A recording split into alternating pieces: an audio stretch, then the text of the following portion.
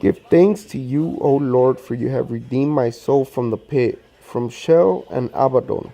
You have raised me up to an eternal height, so that I might walk about on a limitless plain, and know that there is hope for him whom you created from the dust for the eternal counsel.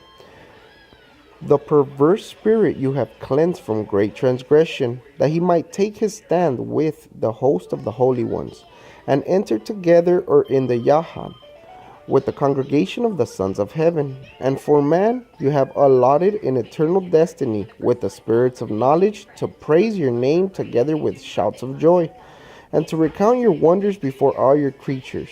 But I, a creature of clay, what am I? Kneaded with water, for whom I am to be reckoned. And what is my strength?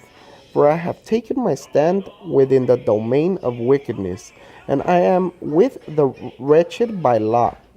The soul of the poor dwells with great tumults.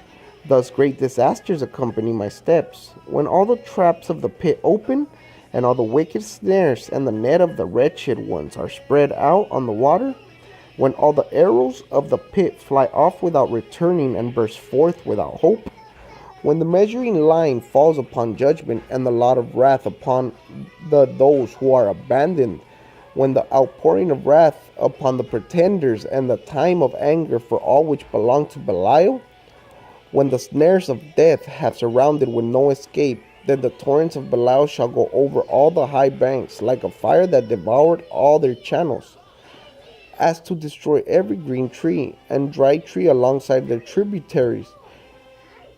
It spreads with sparks from the flames until all that drink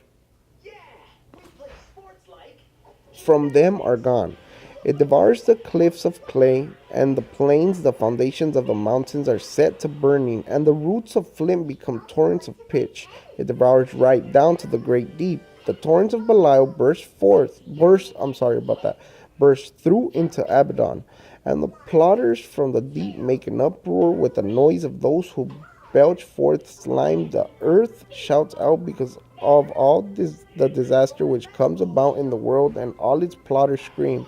All who are upon it behave as if mad, and they melt away in the great disaster. For God thunders with the roar of his strength, and his holy dwelling roars forth in his glorious truth. Then the heavenly hosts shall raise their voice, and the everlasting foundations shall melt and quake. The war of the heroes of heaven shall spread over the world, and shall not return until an annihilation that has been determined for eternity is completed. Nothing like this has ever occurred.